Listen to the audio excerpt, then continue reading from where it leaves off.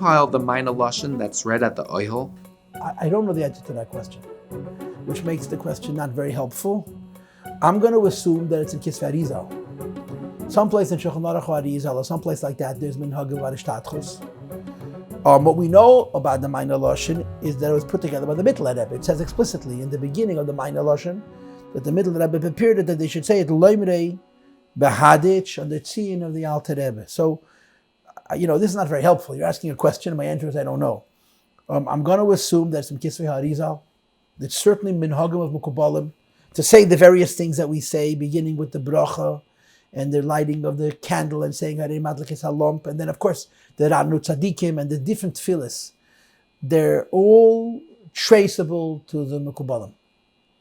Of course, much of what we say is Tilim, and then we say Nishmas. And the Kapitlach Tilim that we say sort of makes sense, the ones that we say. But specifically, to speak about the Zohar, which is what you asked, we do say two pieces of Zohar, two sections of Zohar, long pieces of Zohar. And this I can talk to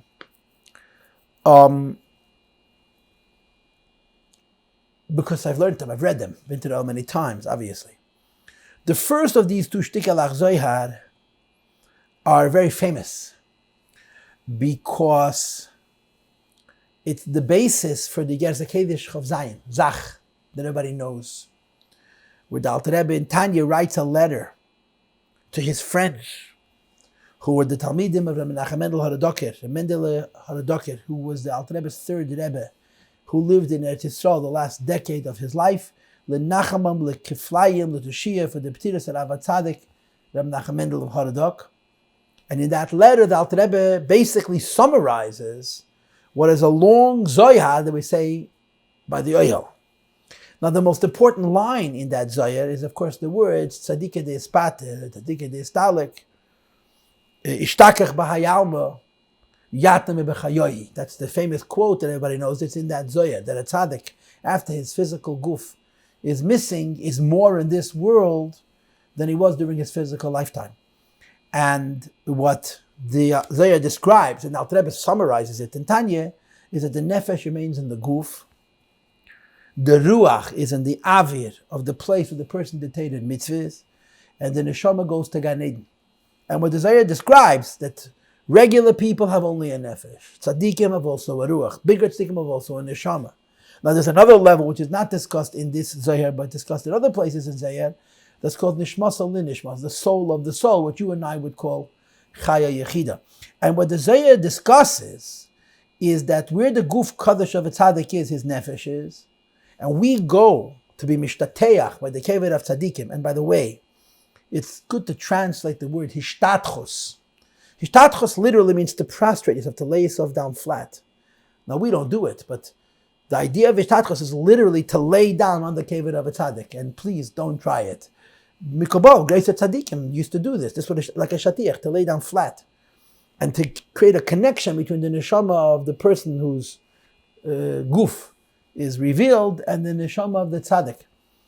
And what the Zohar describes is that when you go to where the guf is, you reach the nefesh, and then he sends it to the ruach, and sends it to the neshama, and we daven by the place of the people of the deceased, because they're a key, they're an avenue, they're a vehicle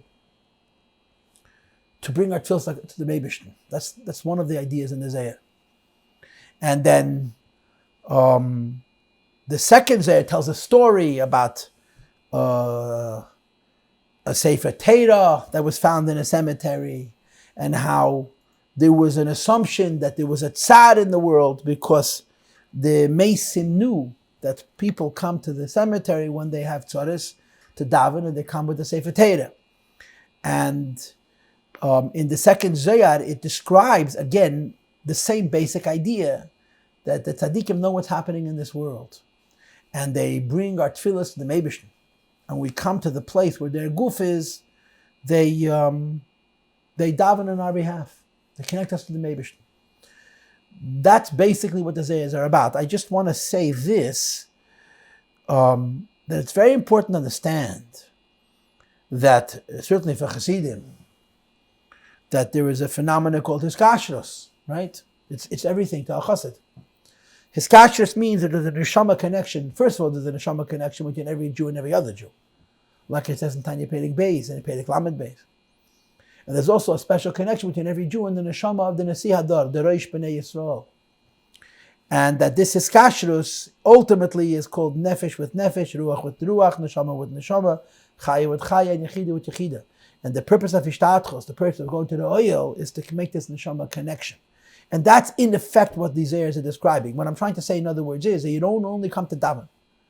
You don't only come to wake up, the me'ichei chevren, that tzaddikim are resting in chevren, because wherever the tzaddik is, the Rebbe spoke about this once, that there's a connection between the cave of every tzaddik and the chevren, which is Sha'ar HaShamayim, the gateway to the heavens. But you come there for the connection itself. Being connected to a tzaddik is tantamount to be connected to the Meibishter. And that's a very serious reason why we go to the ohel. And this also is in effect, although not explicitly, in effect discussed in the Zayah. And I guess I should conclude by saying, we all believe in Tchias HaMeisim.